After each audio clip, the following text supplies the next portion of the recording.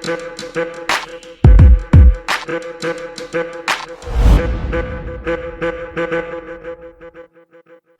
semuanya, halo, selamat hari Sabtu, ketemu lagi sama aku Febri Saragi di acara yang paling keren di seluruh From Batu to the World dan seluruh dunia. Apalagi kalau bukan cemilan, cerita milenial anak muda.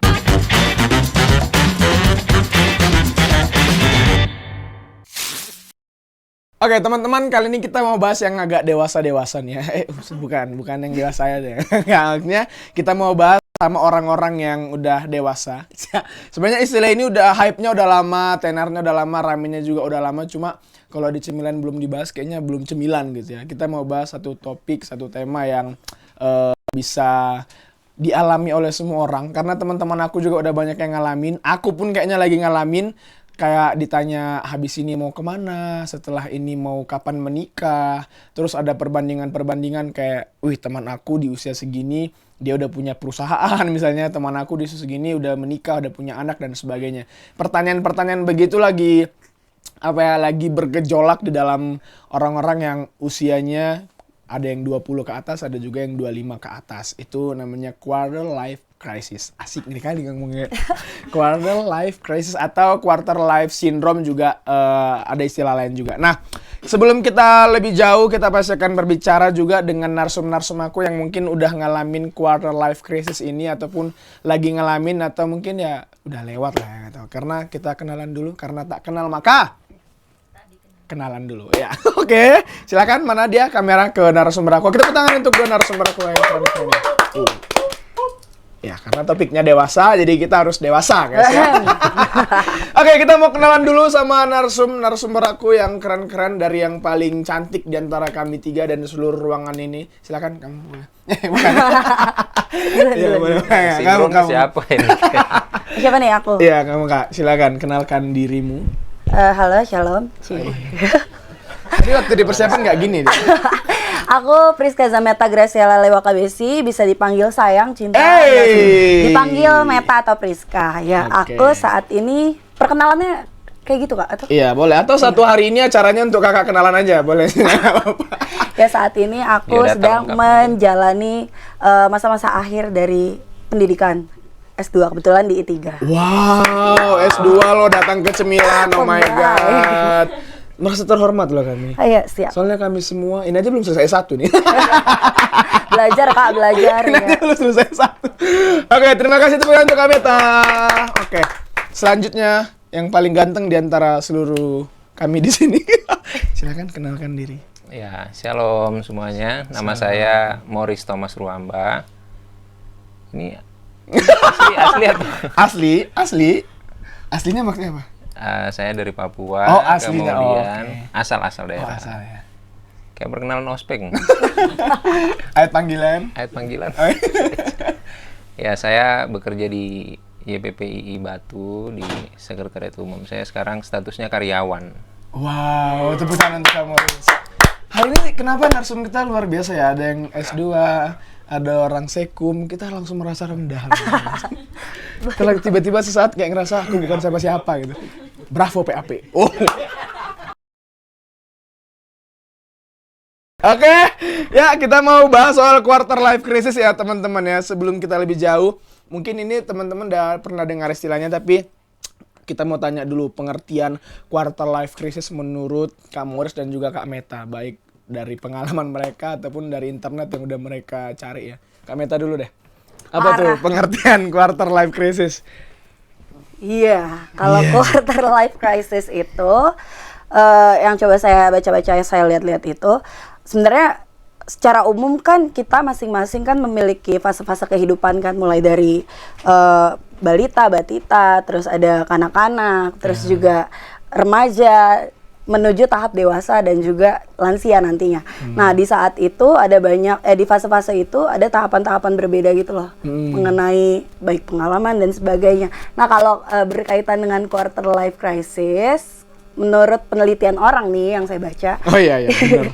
Itu adalah fase-fase di mana dari umur 18 sampai 28 atau 20 ke atas, itu di situ ada suatu fase dimana apa ya, kalau dibilang tuh kayak ada kekhawatiran, terus Oke. ada juga kayak masa-masa hidup yang kegalauan, bikin bingung. Boleh nyontek dikit lah ya? Boleh. Oke, tunggu. Iya. Jadi di situ ada proses di mana si individu itu merespon segala sesuatu dengan dirinya sendiri. Ada pergumulan juga yang pasti. Oh, iya. Nah, itu yang namanya krisis. Jadi kayak ada krisis gimana sih? Saya sih udah sih, lagi lagi terus. ngalamin ya. Oke. Tadi Kak Meta bilang ini diteliti sama orang. Boleh tahu penelitian pakai metode apa? Oke, ada sih, saya kebetulan baca jurnal. Ya. Penelitian apa nih? Kualitatif, kuantitatif ya? R&D Pak, R&D. Ya, tapi sebelumnya selamat dulu untuk semua kru cemilan yang udah ujian proposal. Puji Tuhan ya, semuanya diterima, lulus walaupun ada perbaikan dan siap-siap mau riset ya. Alfa udah siap banget mau riset dia. Ya. Ya. Oke, menurut Kak Morris, apa itu quarter life crisis? Ya, kalau menurut saya itu lebih ke, kalau spesifik ya itu peristiwa psikologis. Oke. Jadi itu dia sama sih sebenarnya, prinsipnya sama. Tadi sudah disampaikan sama Kak Meta itu manusia itu punya beberapa fase hidup. Dan kalau yang saya pelajari, jangan tanya juga ya dari sumbernya dari mana. Iya benar. Yang saya pelajari sih itu biasanya muncul pada masa remaja, dan itu memang tahapan yang pas untuk di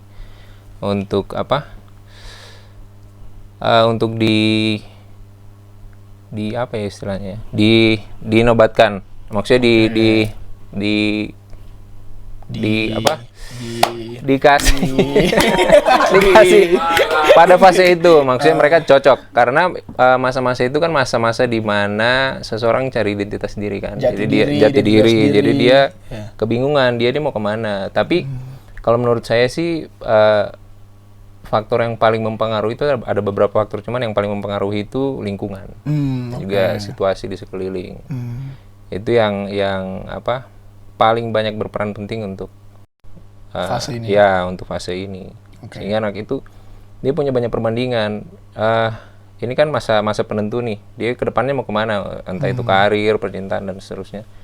Nah di masa-masa inilah kalau misalnya remaja itu dia di lingkungan yang seperti apa, itu nanti juga berpengaruh keputusannya untuk ke depan. Jadi dia kayak confused, kayak bingung gitu. Dia harus kemana. Nah itu masa-masa ya tadi, rentang usianya 18 sampai 20, ada juga sampai 30, banyak sih sebenarnya. Cuma ya intinya itu. Jadi tapi secara psikologis dia sangat sangat ditantang untuk memilih dia harus seperti apa. Belum lagi lingkungan di sekitar juga Tuntutan gitu ya, ada tuntutan dari lingkungan sekitar. Itu sih.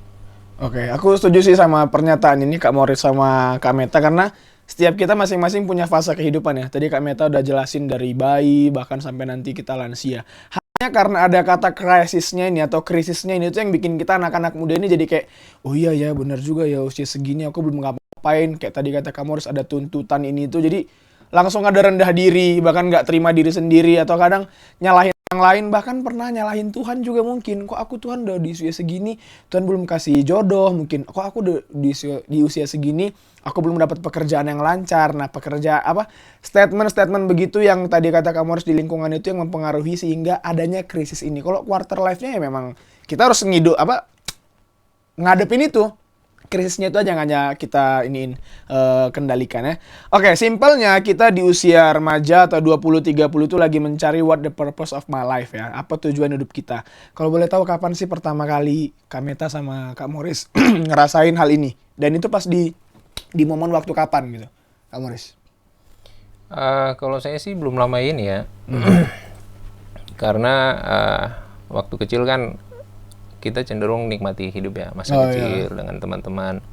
Terus kita tidak terlalu banyak dituntut untuk bertanggung jawab. Dan pokoknya kita lebih easy going lah kalau kita gitu ya. lebih santai, kita nikmati. Cuman kalau sudah usia 20-an, 30-an itu kita sudah mulai berpikir. Karena respon orang luar terhadap kita itu kan berbeda. Benar, Dan kita juga dengan situasi kembali lagi seperti tadi, situasi menuntut kita supaya kita nih mau jadi apa, kok terus-terusan seperti ini. Nah itu biasanya pada usia-usia seperti itulah, dan saya belum lama ini sih. Apalagi setelah apa, kalau masih sekolah sih kita cenderung ditentukan sama orang tua ya. Iya. Tapi setelah mungkin waktu dari kuliah sampai kerja itu kita sudah mulai mandiri, kita sudah mulai berpikir mandiri. Saya harus ambil keputusan sendiri, saya nggak bisa terus-terusan bergantung sama orang tua gitu sih. Jadi saya belum lama ini sih. Nah, tapi puji Tuhan orang tua keluarga tidak terlalu menuntut sih. Oh, oke. Jadi berikan Justru dari keluarga kayak ngasih kebebasan, ya, karena itu kan gimana ya gitu. yang paling dekat dengan kita. Jadi kadang kita ditanya, ya saya juga pasangan hidup kapan, kadang telepon kapan ya. Terus kalau kerjaan sih puji Tuhan tidak terlalu ada banyak pertanyaan ya. Tidak terlalu banyak pertanyaan. Ya. Oke. Oke, Kameta, kapan kalau Kameta ingat pertama kali benar-benar ngerasain momen ini tiba-tiba kayak nampar gitu loh, atau lagi terjadi sama Kameta? Pertama kali ngalamin quarter life crisis itu kayaknya di atas umur 27 malah. Oke. Umur berapa ya? 28 lah. Ya itu Berarti sorry, sebelum lanjut, dari 20 ke 27 kakak benar-benar easy going banget easy ya? going banget sampai Oh, sekarang easy chill banget ya? Chill parah. Oke. Cuma memang mulai berpikir, mulai ada kecemasan, kekhawatiran, entah itu tentang hidup, entah tentang kayak, kan waktu itu kan masih kerja ya. Yeah. Maksudnya udah kuliah, lulus sekolah, terus lulus kuliah, terus langsung kerja, itu masih easy going aja. Cuma di tengah-tengah kehampaan tiba-tiba ngerasa kayak, duh kok hidup gini-gini aja gitu.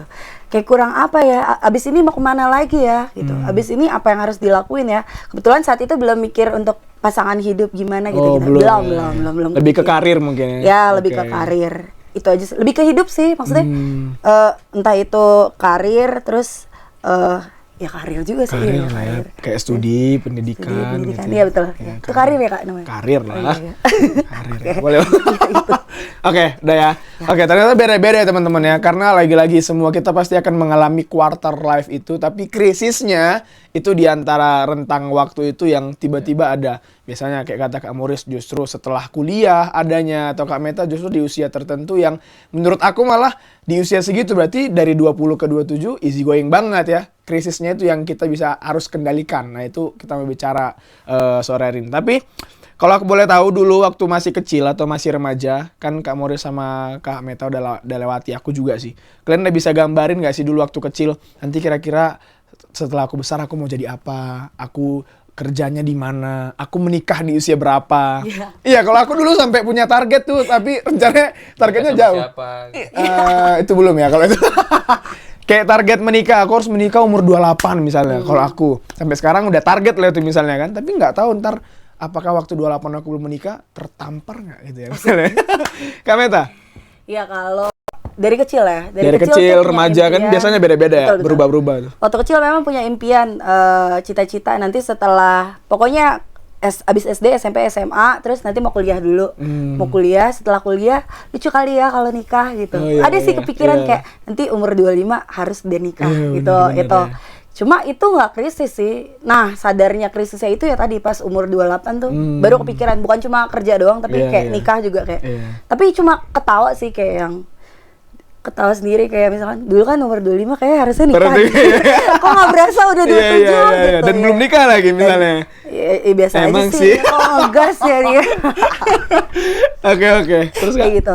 Jadi kayak ada kayak krisis-krisis kecil tapi mungkin masih bisa ditanganin tadi Iya, yang dibilang. bener. Masih bisa ditanganin karena yang pertama sibuk. Iya, Kesibukan, jadi nggak fokus untuk mikirin harus nikah atau harus apa gitu. Itu enggak.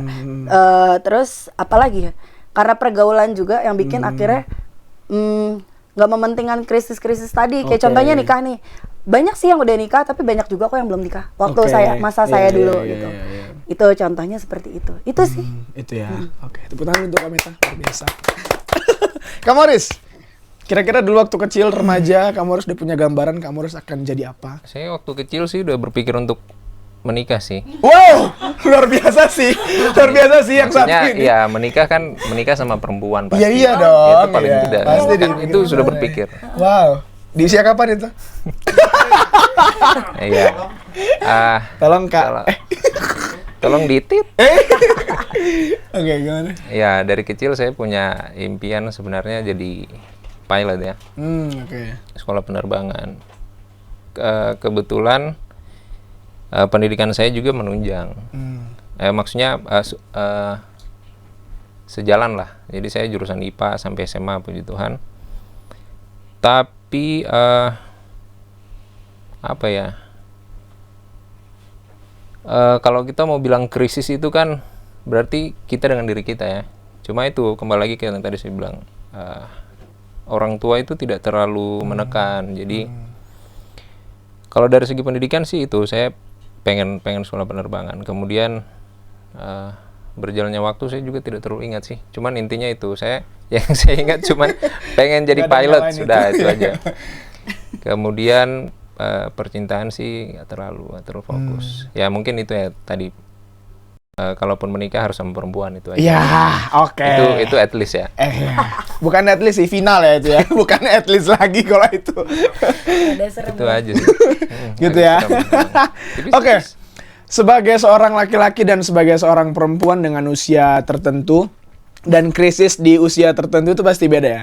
Ini aku mau tahu nih, krisisnya versi Kak Morris dan krisisnya versi Kak Meta itu biasanya dalam bentuk apa sih? Kalau biasanya kan tuntutan orang luar tuh melihat, tapi beda-beda lingkungan ya. Kalau misalnya lingkungan aku tuh Kak, di usia aku yang gini nih kayak, kapan nikahnya gitu. Jadi kayak karir tuh kayak nomor 2, 3. Tapi nikah tuh udah kayak hal yang utama. Aku nggak tahu di lingkungan Kak Meta sama Kak Morris. Tapi sebagai seorang laki-laki dan sebagai seorang perempuan, krisis apa sih yang sering dihadapin? Kalau mau, ini apa namanya? Kalian nggak mau tahu tentang aku ya? Boleh dong. Boleh. Aku pernah ada di titik kayak usia tertentu, di usia tertentu tuh aku ngerasa rendah diri banget. Krisis banget dalam hal percaya diri, krisis banget dalam hal percaya sama orang lain juga. Jadi benar-benar itu krisis yang, jadi kalau orang lain tanya kapan nikah, sebenarnya orang tua aku juga enggak. Tapi kalau ditanya gimana percaya diriku sama diri aku sendiri dan percaya sama orang lain, aku pernah ada di titik enggak percaya itu sama aku sendiri maupun sama orang lain. Nah itu beda ya, karena laki-laki mungkin kebanyakan atau nggak tahu sih, kayaknya egonya tuh tinggi banget, harga diri kelaki-lakiannya itu benar-benar di nomor satuin. Jadi ketika diselintik dikit langsung meledak dan langsung melo jatuhnya kalau aku. Meledak. Nah itu meledak dan juga melo dia. Nah ini dari Kak Morris sama Kak Meta, kira-kira krisis seperti apa sih yang Kak Meta pernah alami dan Kak Morris alami? Kak Meta dulu. Krisis ya kalau cewek standar sih ya, karena negara ini kolektif banget ya. Oke, untuk ya. maksudnya Ada standar-standar tertentu gitu ya? Ya, mempengaruhi psikologis orang ya, karena omongan orang atau karena pandangan orang. Itu jadi buat kita jadi krisis. Nah, yang pertama karena saya cewek ya pernikahan sih. Jatuhnya kan kayak kamu udah umur segini, kenapa belum nikah gitu. Itu bukan dari keluarga sih. Memang kalau keluarga kan nggak terlalu bermasalah sama itu. Maksudnya mendukung apapun yang menjadi pilihan. Cuma lebih kayak dari luar, lingkungan luar. Iya. Karena kan di fase-fase biasa kalau cewek di atas 25 tuh udah merit ya. Oh, kebanyakan gitu. Kebanyakan. Jadi kayak melihat krisis yang dalam diri sendiri justru yang kayak, oh iya bener juga ya, udah pada nikah. Jadi kakak pun menarik diri juga ya, oh iya bener juga ya gitu. Jadi ya itu karena omongan orang, jadi pada akhirnya jadi kayak krisis juga gitu loh. Entah karena udah nikah, terus udah apa namanya punya anak, ya kan? Kan itu dari umur, kan kebetulan saya masih 17 ya. Iya, berapa tahun yang lalu? 17 ke atas. Berapa tahun yang lalu? 17 ke atas gitu. Ya jadi kayak beberapa tahun belakangan ini memang itu udah jadi makanan biasa. Tapi sampai pada akhirnya ya nggak krisis lagi. Udah kayak soalnya beberapa tahun krisis itu juga ngelihat kalau fakta lapangannya tuh nggak selamanya pernikahan itu indah gitu. Maksudnya ada plus minusnya. Jadi bisa berpikir dengan baik. Oh ternyata ini nggak harus jadi krisis kok. Untuk pemikiran diri sendiri, untuk diri sendiri. Pernikahan. Terus yang kedua, tadi itu masalah kerjaan, harus kemana, harus ngapain, terus lebih dalam lagi masalah hidup sih, maksudnya krisis kepercayaan sama Tuhan juga pernah, kebetulan ya. Itu sih akhir-akhir ini. Iya benar-benar. Kebetulan ya. Iya. Kamu Riz gimana? Kalau dari saya sih dari sisi laki-laki ya, karena kebetulan saya laki-laki. Bukan kebetulan lagi, bukan kebetulan. Ada nyebelin ya. Ya itu Karena dari segi-segi yang kebetulan laki-laki. segitiga. Ya, sisi tanggung jawab sih. Oke, Karena bener. saya kebetulan saya orang seni, bukan kebetulan sih, apa istilahnya? Kebenaran ya? Kebenaran atau kebetulan lah pokoknya. Bener juga sih. Jadi juga sebagai laki-laki ya naluri sebagai seorang pemimpin tuh tinggi sekali. Jadi saya sebenarnya saya sendiri menuntut diri saya selain dari orang dari luar, saya sendiri menuntut diri saya supaya Waduh, lawan satu nih. ya. Jadi menuntut diri supaya punya sesuatu yang lebih gitu. Nah, orang seni itu punya ciri khas. Jadi ada banyak hal sih. Nanti bisa cek sendiri di Google ya. Nggak salah sih ya Seniman itu rekomendasinya. Seniman itu seperti apa? Jadi ada banyak sisi kehidupan dari seniman. Jadi semakin banyak kita diberi, semakin banyak kita dituntut juga. Kalau seni sih. Ya. Jadi ya saya di bidang dari kecil saya lukis, saya bermain musik, menyanyi.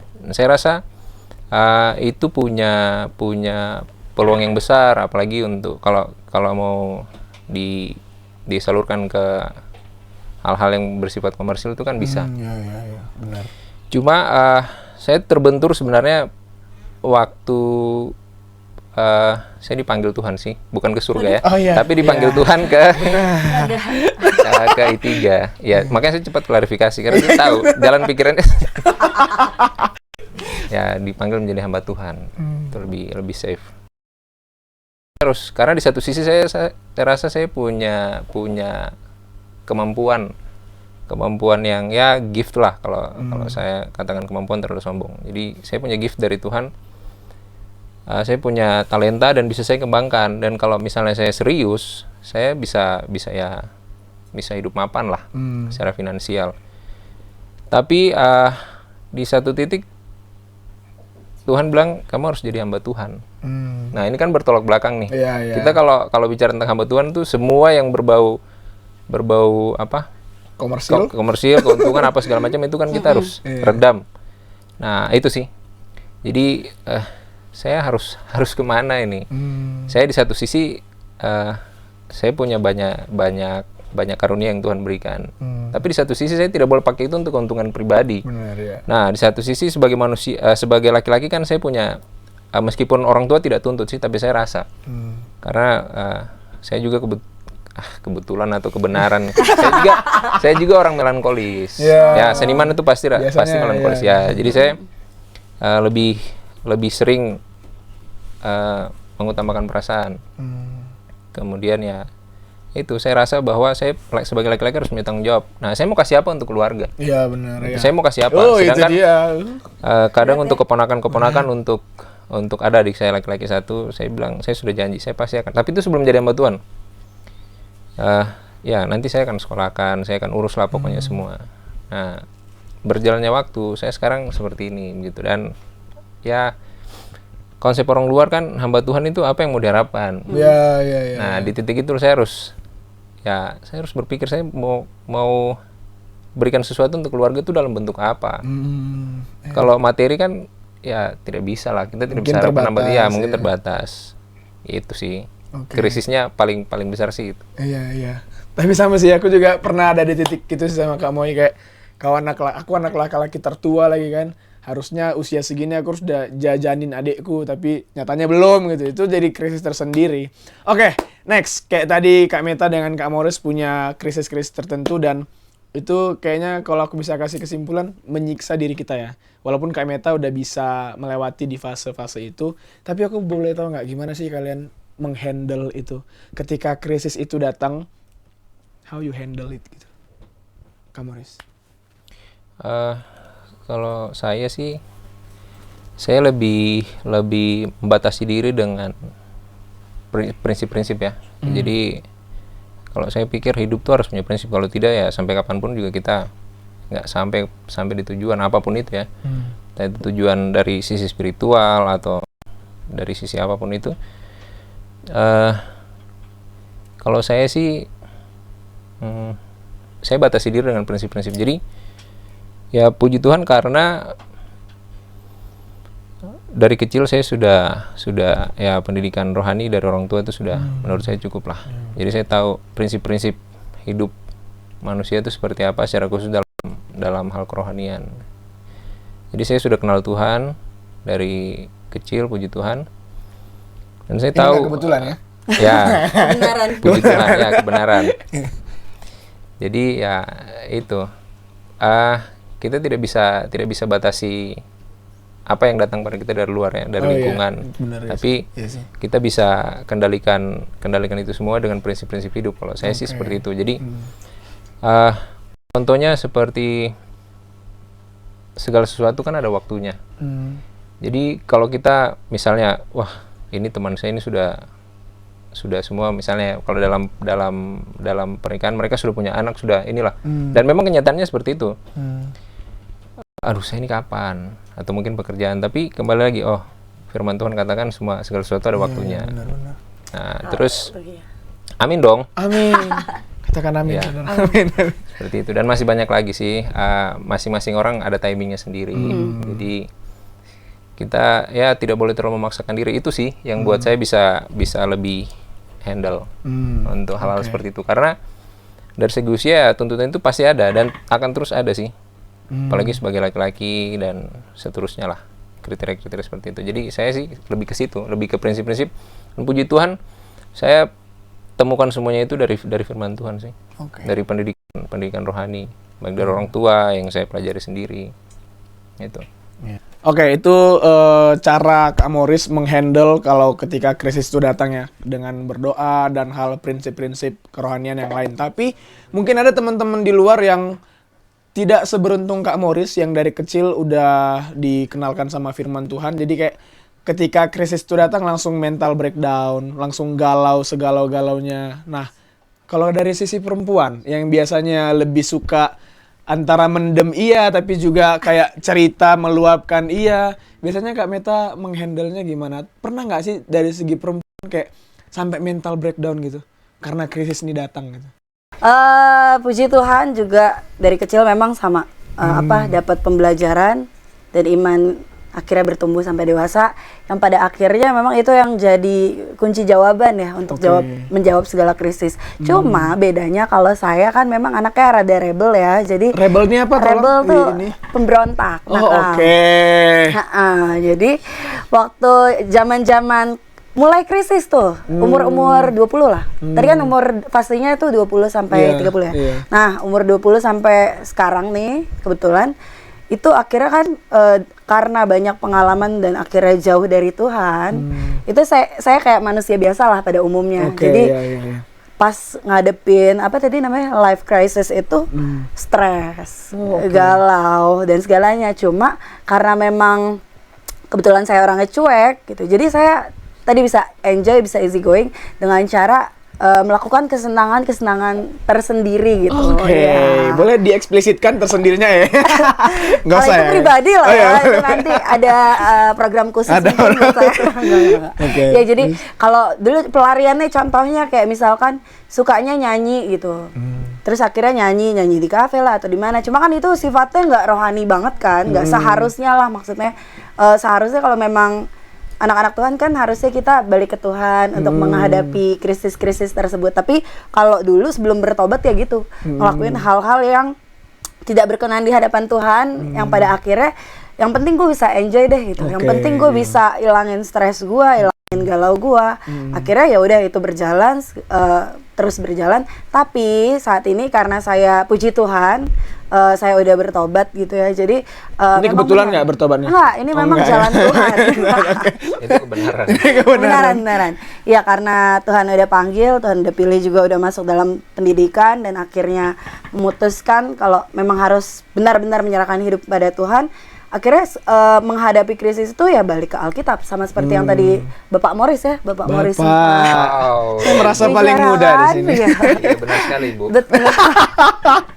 Betul. Jadi baliknya ya mana lagi kalau bukan ke firman gitu. Kita nggak akan bisa hadapi, menjawab segala gejolak dan krisis yang ada di dunia ini kalau kita nggak tanya ke Tuhan gitu. Karena kan manusia terbatas, pemikiran diri sendiri justru kadang menyesatkan gitu. Jadi ya puji Tuhan kita punya Tuhan yang baik dan luar biasa gitu. Aku punya Tuhan. Jadi nyanyi. Ya. Udah ya. Oke, tapi lagi-lagi ya, kalau kita mau tanya, sekarang aku mau tanya pola asuh Kak Morris sama Kak Meta di rumah. Maksudnya aku mau nanya gini, ketika krisis itu datang, pernah nggak kayak Kak Morris sharing ke keluarga, papa atau mama, atau kakak, atau abang yang mungkin udah pernah ngalamin itu duluan dan gimana ngehandle-nya? Atau itu kayak ada yang dipendam sendiri, atau mungkin kayak Kak Meta justru jadi kayak lari ke hal-hal yang kita katakan kayak Kak Meta bilang tadi jauh dari Tuhan. Maksudku, seberapa jauh sih komunikasi kita sama orang tua sekalipun kita sudah ngadapin quarter life crisis? Karena kayak yang aku alamin semakin krisis, kayak semakin gengsi untuk cerita nggak sih? Jadi kayak oh ini kelemahanku, masa aku ceritain gitu. Atau ada juga pola keluarga yang nggak apa-apa nak, cerita aja. Itu gimana Kak Meta? Ya itu tergantung dari Pola asuh. sama budaya yang ada dalam keluarga sih kalau Oke. menurut aku. Karena kan setiap keluarga kan memiliki pola asuh dan juga kebiasaan yang berbeda ya dalam mendidik orang tua. Maksudnya orang tua itu ada yang terbuka, ada yang kadang karena kesibukan dia nggak bisa dengerin anaknya cerita seperti apa. Ada juga yang orang tua yang justru setiap hari pengen dengerin anaknya cerita seperti apa. Nah itu balik lagi ke ya tadi budaya di keluarga seperti apa. Kalau aku sendiri memang orang tua peduli, orang tua sayang dan orang tua mendukung. Cuma memang dari anak-anaknya itu yang kadang-kadang Nggak mau terbuka tertutup itu. ya. Ya. Entah itu kalau saya pribadi nggak mau nambahin beban orang tua sih. Mikirnya jadi kayak, duh kalau cerita nanti Mereka orang tambah tua stres gitu kepikiran. ya. Iya, Iya. takutnya kan kayak gimana gitu loh. Jadi kayak ya udahlah pendam aja. Toh juga masih bisa ngelakuin sendiri gitu. Maksudnya walaupun dulu ya itu pakai pemikiran sendiri tapi mikirnya juga kayak ya udahlah ngapain cerita-cerita ini jadi konsumsi pribadi aja gitu. Kalau ke kakak atau abang? Enggak sih. Enggak, apalagi ya? Apalagi. itu. Lebih kayak- Malah makin diledekin kayaknya. Enggak sih, lebih kayak aduh keluargaku bukan yang keluarga sinetron yang kayak kakaknya deket banget Oh, gitu. oke. Enggak juga Iya. sih, maksudnya kayak itu private sifatnya sih kalau aku Iya, membatasi iya. betul masalah-masalah pribadi itu jangan sampai keluar deh gitu. Paling kalaupun cerita paling ya ke sahabat yang paling dekat atau enggak pacar. Mika ya namanya? Kalau sekarang Mika sih. ya. Mika nggak ya? Iya. Dia nggak dengar di luar. Oh, Ya mungkin lebih ke sahabat sama Oke, iya, iya. dulu kan punya pacar ya sama pacar. Kalau sekarang ya pasti ke Tuhan sama pasangan yang lagi didoakan ya. Yang kemarin makan di Yunus bukan sih? Bukan, sorry kenceng banget. Yang mana nih? Oke, kita skip ya. Parah. Kak Morris gimana? Sebagai seorang laki-laki masih ada hasrat untuk cerita ke keluarga nggak? Kalau Kak Morris lagi menghadapi krisis, keluarga dalam artian bukan hanya kayak papa mama, tapi misalnya abang, kakak, tante. Kalau aku lagi krisis nih, lagi ngadepin ini. Ya, ini kebenaran ya. Ya, ini kebenaran. Kebenaran saya tuh orangnya mandiri ya, karena saya memang sudah terbiasa karena dari SMP kelas 1 itu saya sudah tidak tinggal di rumah, Oh, bukan gelandangan. ya ngerti Ya, ngekos ya. jadi ya, tinggal dengan keluarga. Jadi saya lahir besar di Merauke, kemudian setelah orang tua pensiun, pulang ke kampung halaman. Orang tua tinggal di kampung, saya di kota sekolah. Itu dari SMP kelas 1. Dan sejak itu sampai sekarang saya dipaksa dalam tanda petik untuk jadi orang yang mandiri. Oke. Nah, kemudian kebenaran yang kedua, saya kan orangnya melankolis, dan melankolis itu identik dengan introvert. Pendam sendiri gitu. Ya, jadi saya pendam sendiri. Akhirnya jatuhnya ke hipertensi. Saya iya, penyakit Serius ya? Iya, Serius, aku nggak tahu. Ini aku nggak tahu serius. Maaf lagi, maaf. Jadi sebenarnya yang kayak gini nih nggak boleh nih. Oke, Pak. Militi ya, kamu salah menyediakan ini. Ya, jadi seperti itu. Oke. Penyakitan ya, Pak ya. Tolong sensor. Oke, ya buka teman-teman. Udah ya, Kak Mai? Ya, apa sih tadi? Udah.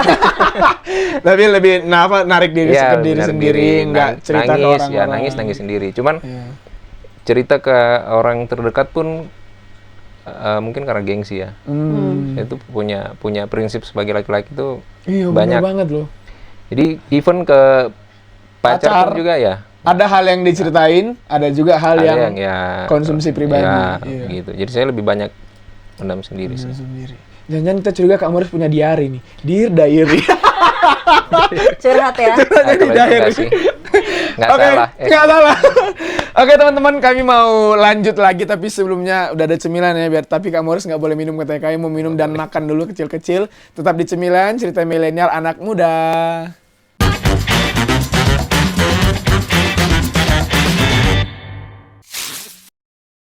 Oke, kami udah nyemil, teman-teman juga udah nyemil. Kita masih lanjut pembahasan soal quarter life crisis ini ya. Karena tadi kebanyakan krisisnya di usia krisisnya kita itu lebih kayak ditanya kapan nikah.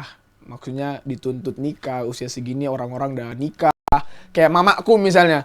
Kawan-kawanku tuh udah gendong cucu mereka, kok aku belum, katanya gitu. Itu kan agak lain ya. Menurut Kak Morris sama Kak Meta, seberapa penting sih? Ya penting sih penting, maksudnya sampai ini krisis banget gitu loh. Mau nggak mau kau di usia sekian itu kau harus udah menikah gitu. Tuntutan keluarga kayak lingkungan kayak, punya seberapa krisis sih hal pernikahan itu gitu loh. Sampai ada istilah kayak di beberapa daerah, bahkan teman-teman aku pun pernah ngalamin, teman aku kayak cerita, ya udahlah Feb, karena keluarga aku udah menuntut, lingkungan juga menuntut, udahlah yang penting nikah aja. Padahal dia kayak baru dijodohin, belum kenal sama laki-laki itu, belum kenal sama perempuan itu, tapi karena tuntutan tadi dan krisis itu tadi, jadi ya udah mau nggak mau dia nikah gitu. Nah menurut Kak Meta sama Kak Morris, seberapa krisis sih kalau soal krisisnya pernikahan ini gitu? Kak Meta? Kalau pernikahan balik lagi sih ke orang masing-masing. Menurut dia krisis atau enggak? Kalau untuk saya pribadi, kalau untuk pernikahan ya tadi kalau ngedengerin omongan orang kan gak ada habisnya ya. Bener gitu. sih, iya. Apalagi budaya kita kan memang membicarakan orang lebih banyak ketimbang membicarakan diri sendiri. Jadi kayak krisis itu udah pernah dilewatin. Kayak kayak tadi sempat bilang kalau umur 27 tuh kepikiran. Cuma akhirnya ya udah, itu udah jadi hal yang biasa dan gak krisis lagi menurut saya sih untuk masalah pernikahan. Terus dengerin kayak tadi punya anak, punya apa? Enggak sih, karena kita selain kita berpikir juga kita melihat faktanya gitu. Karena kan lewatin fase itu kan, dan kita ngeliat fakta, oh nggak selamanya kok orang yang nikah tuh bahagia gitu. Banyak juga yang baru nikah tiba-tiba udah cerai gitu. Justru malah kayak bersyukur sih, kayak bersyukurnya dikasih waktu sama Tuhan untuk memilih, menikmati, terus juga memilih yang memang benar-benar dari Tuhan dan nggak salah pilih. Kak Morris, menurut kamu seberapa important kasus atau Pakai R ya? Oh iya, sorry. Terlalu British tadi jadi important. important. Kak Morris gimana nih? Ya, kalau saya sih tergantung budaya masing-masing ya. Iya sih, kalau bicara budaya memang. Itu budaya sih, lebih ke faktor budaya. Iya. Makanya orang tua kadang gengsi. Oh ini kok lebih ke orang tua sih. Kalau kita sih, kalau anak-anak khususnya generasi sekarang ya, tidak terlalu kejar untuk nikah. Benar. Lebih ke karir nggak sih kita? Ya, kalau dulu kan, apalagi zamannya Siti Nurbaya, maaf ya, Mbak Siti yang ya Siti itu gitu. sering dijodoh-jodohkan. Jadi sebagian masih terbawa mungkin. Kemudian ya itu lebih banyak tuntutannya dari orang tua. Kalau anak-anak sekarang kan tidak terlalu pikir nikah, saya pikir ya. Yang saya lihat juga. Sih, ya benar sih. Tidak terlalu pikir, mereka lebih menikmati hidup, malah mengejar karir daripada kejar berumah tangga. Kemudian apa ya? Tapi ada juga kan orang tua yang malah membela. Jadi ya sudahlah, kalau memang belum siap nggak apa-apa. Tidak sedikit juga orang tua yang seperti itu. Nah, cuman kalau menurut saya sih dari lebih banyak tuntutannya itu dari keluarga dan yang paling berpengaruh tuh karena budaya. Jadi ada budaya-budaya tertentu di mana umur sekian harus nikah. Terus ketentuannya seperti ini, ketentuannya seperti ini. Kayak di Batak, kayak di Papua itu kan kental kan, budayanya kental. Nah, itu salah satu yang paling berpengaruh sih. Makanya bisa sampai ada krisis karena didesak terus kan. Ujung-ujungnya ya udahlah yang penting nikah gitu. Kau nggak kenal siapa laki-laki perempuannya, yang penting kau nikah gitu. Iya, hanya untuk status. Oke, tapi kira-kira kalau dari Kak Morris sama Kak Meta, kalau dikasih kesempatan atau diizinkan untuk memilih, krisis ini pasti akan datang. Mendingan menghadapi krisis yang mana sih? Dituntut nikah kah? Pekerjaan kah? Studi kah? Apalagi ya? Karir kah? Kalau dikasih kesempatan untuk memilih Tuhan, jangan tanya menikah deh, boleh deh tanya pekerjaan. Aku bisa lebih approve soal pekerjaan. Aku bisa lebih berjuang soal studi, misalnya soal karir. Gimana Kak Moris? Kalau disuruh pilih ya, kalau jujur ya, jujur li aku ya kalau bisa jangan semuanya. Oh iya, tapi kan benar realistis. sih. Iya, benar. Karena ya, tapi kan kita harus realistis. Saya sih lebih ke karir ya. Oke. Kalau percintaan itu Siapa yang nggak mau sama Kak Moris kan? kalau bisa jangan ada krisis. Kalau bisa semua. Enggak. Oke. Jadi kalau bisa memilih, mendingan tuntut saya soal karir. Saya akan bisa buktiin saya bisa lebih baik gitu ya. Oke. Tameta. Apa Kak tadi, sorry? Kalau bisa dikasih memilih, Mau krisis apa? Iya, karena kalau boleh sih nggak usah ada krisis ya. Tapi kalau mau nggak mau kita akan hadapi itu. Tapi kalau bisa dikasih pilihan, mending Kak Meta dikasih tuntutan seperti apa dan apa gitu. Apa ya? Berat ya ternyata. Soalnya saya yakin dan percaya sih krisis itu nggak akan ada lagi saat kita benar-benar ikut Tuhan.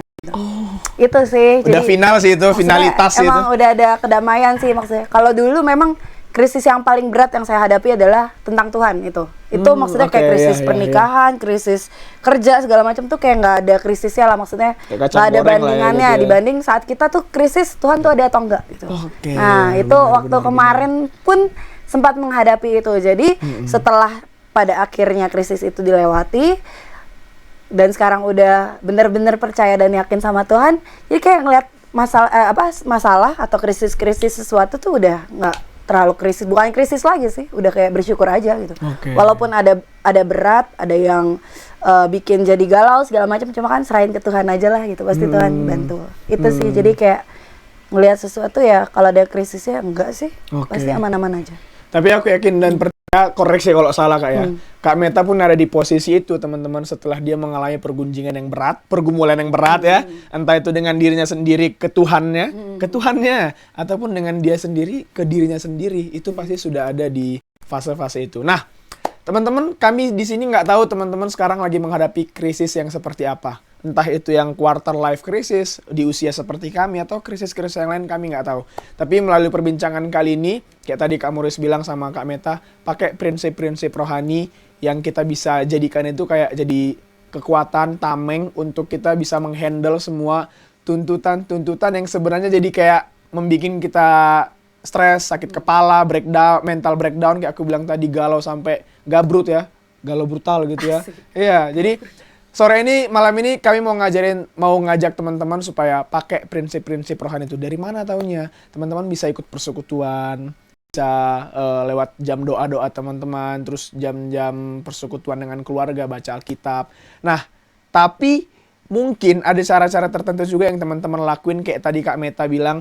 Yang penting caranya itu menurut aku nggak boleh jauh dari Tuhan ya Kak ya. Betul. Karena kayak Kak Meta bilang, ketika semuanya udah diserahin sama Tuhan, pasti kita bisa menghandle semuanya ya. Terakhir nggak terakhir sih, dua terakhir, bisa nggak sih teman Kak Moris sama Kak Meta kasih tips and trick untuk teman-teman yang lagi menghadapi quarter life crisis ini. Lagi-lagi krisis orang beda-beda sih, tapi mungkin Kak Moris bisa bicara sebagai seorang laki-laki kepada laki-laki yang sedang mengalami quarter life crisis, juga Kak Meta kepada perempuan. Siapa duluan nih? Yang Samuel deh, Samuel. Kak Febri lah, Kak Febri. Saya MC ya. Silakan Kak Meta. Segitu ya. Gimana Kak? Aduh lupa Tips lagi. and trick Tips untuk and trick. teman-teman perempuan yang mungkin lagi menghadapi kayak Kak Meta pernah alami. Ya, kalau untuk perempuan pastikan tekanannya akan berbeda dengan yang laki-laki ya. Gimana caranya kita bisa melewati, balik lagi kita percayakan hidup kita sama Tuhan, serahkan diri kita sepenuhnya ya, seantero hidup bener-bener sama Tuhan, kepercayaan kita, masa depan kita pasti aman-aman aja gitu, dan kita nggak akan stres orang-orang di luar sana yang nggak percaya Tuhan gitu.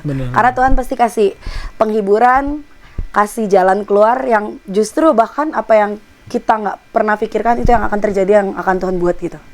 Jadi ya deketin diri sama Tuhan. Itu kayaknya tips dan trik yang paling utama, ampuh untuk perempuan ya.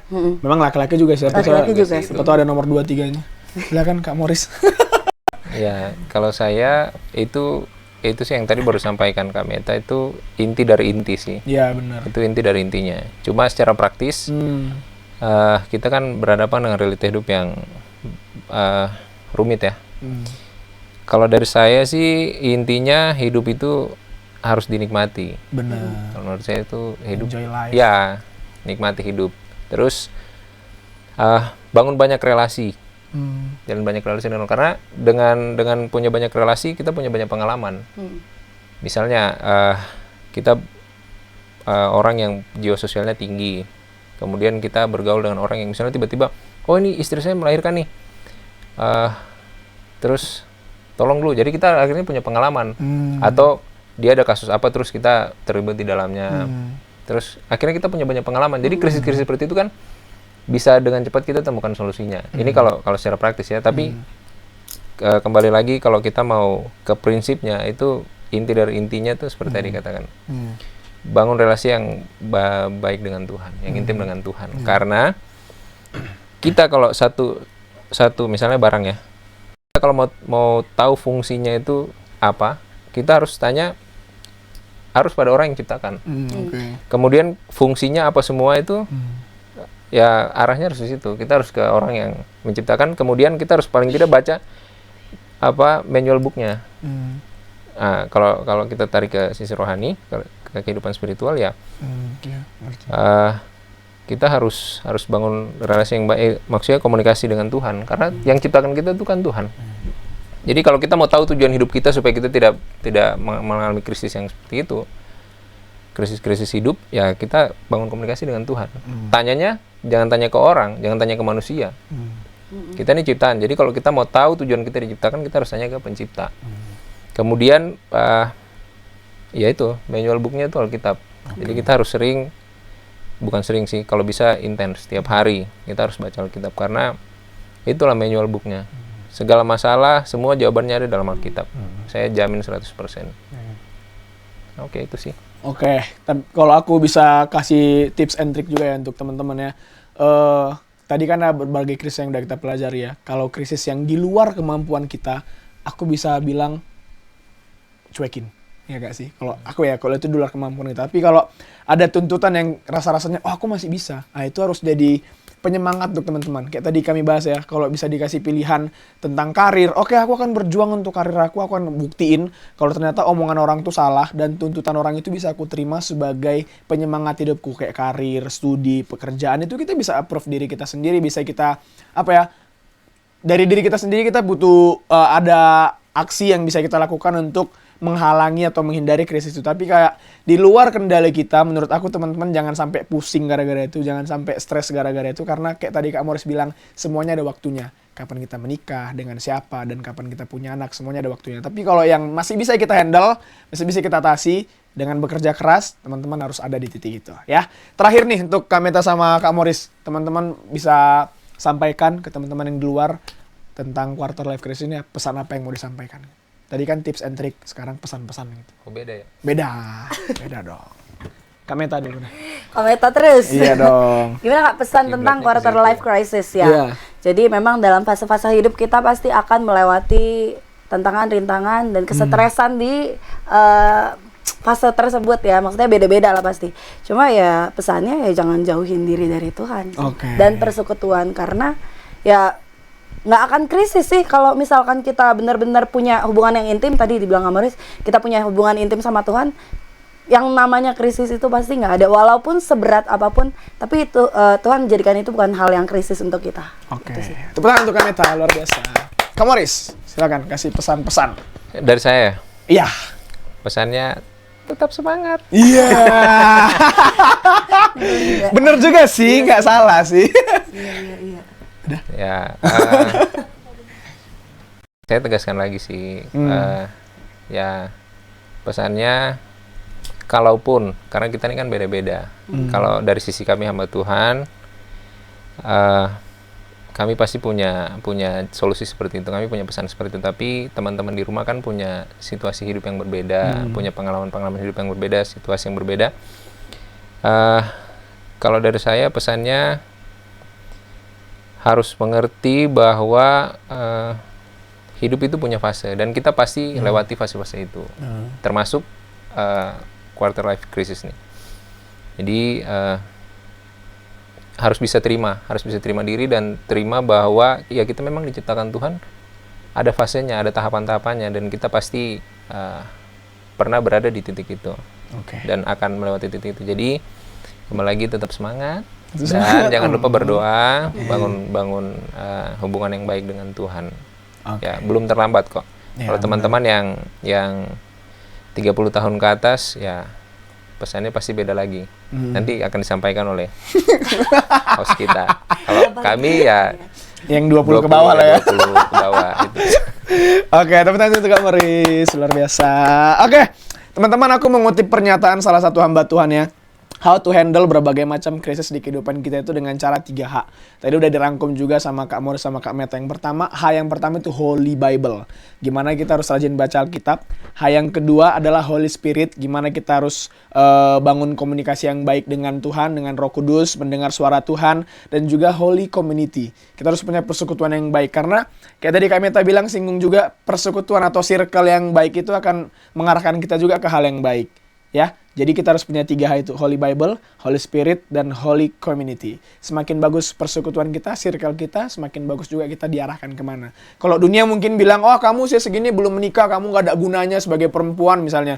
Usia segini kamu belum bisa kasih jajan adekmu, kamu gak guna sebagai laki-laki. Tapi dalam persekutuan yang benar, yang mengutamakan 3H tadi itu, dia pasti bilang, oh oke, your life is meaningful. Ya, oke, teman-teman, semakin krisis kita, jangan sampai kita semakin jauh dari Tuhan. Justru semakin kita krisis, kita harus semakin dekat dengan Tuhan. Ya, kalau teman-teman lagi menghadapi krisis ini nggak apa-apa, kayak kata Kak Morris, dinikmati, tapi harus tetap upgrade diri juga. Jangan jadi rendah diri, jangan sampai menarik diri atau apalagi insecure ya, dibandingin dengan tetangga dan sebagainya, nggak boleh. Tapi jadikan itu sebagai acuan untuk kita bisa upgrade diri lebih baik lagi. Oke, untuk menutup acara ini aku mau baca satu ayat firman Tuhan dari Amsal 23, 17-18.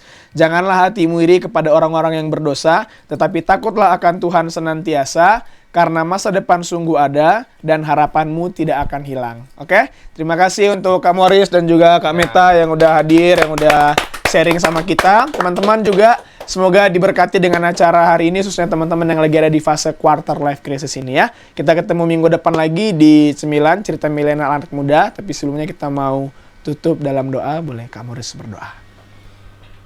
Ya Tuhan, Allah Bapa kami yang bertahta di dalam kerajaan surga, pada kesempatan ini kami mengucap syukur karena Tuhan berikan kami kesempatan, bahkan Tuhan berikan kami hikmat untuk boleh membahas salah satu dari bagian penting yang terjadi dalam siklus hidup kami, fase hidup kami sebagai manusia. Dan kami bersyukur karena dalam pembahasan ini ada banyak hal baru yang kami boleh dapat. Dan kami bersyukur karena di dalam pembahasan kami pun juga kami boleh menemukan bahwa sejatinya diri kami ini adalah ciptaan-Mu Tuhan.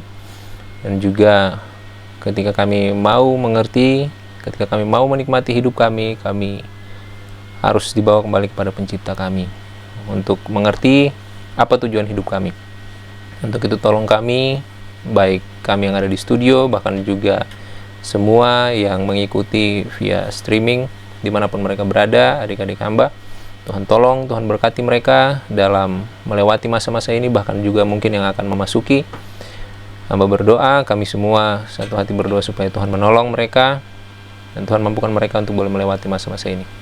Dan tolong juga supaya mereka boleh memiliki hubungan yang intim denganmu Tuhan, supaya dalam menjalani hari-hari hidup mereka, Tuhan mampukan mereka juga boleh tetap memiliki damai sejahtera, tetap Tuhan mampukan di tengah-tengah krisis sekalipun mereka boleh tampil menjadi anak-anak Tuhan yang menjadi berkat dimanapun mereka berada. Terima kasih Bapa dalam kerajaan surga. Ini doa dan ucapan syukur kami, dalam nama Tuhan Yesus Kristus kami berdoa dan bersyukur. Amin. Amin.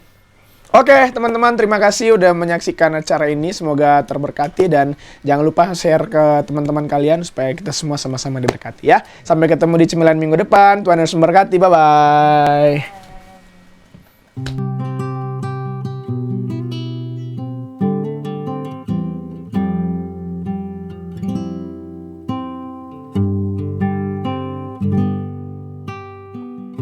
Jalanmu tak terselami,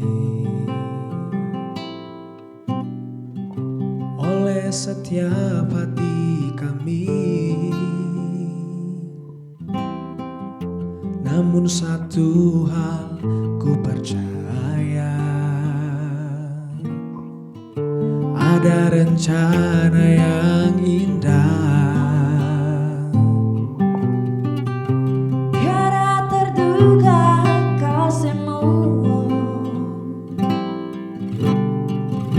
heran yang besar bagiku. Arti kehadiranmu selalu, oh, nyata di dalam hidupku. Penyertaanmu sempurna, rancanganmu penuh damai, aman dan sejahtera walau di tengah badai. Ingin ku selalu bersama, rasakan keindahan arti kehadiranmu Tuhan.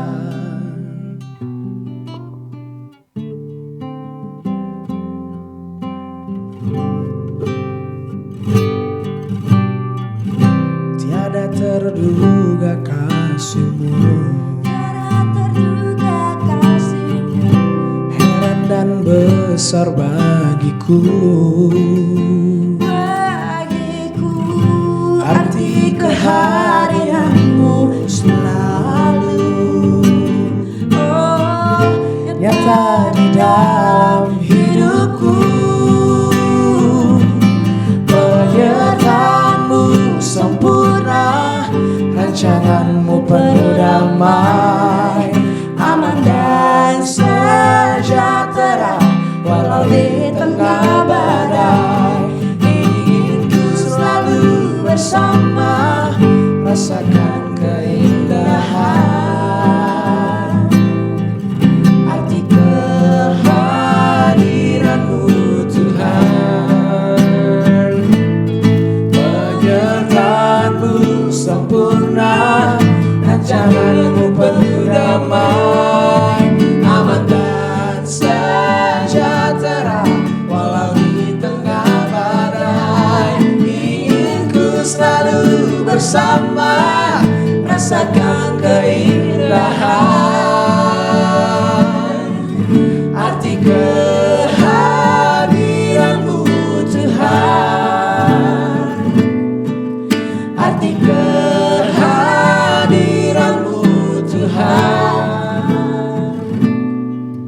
Arti kehadiranmu Tuhan.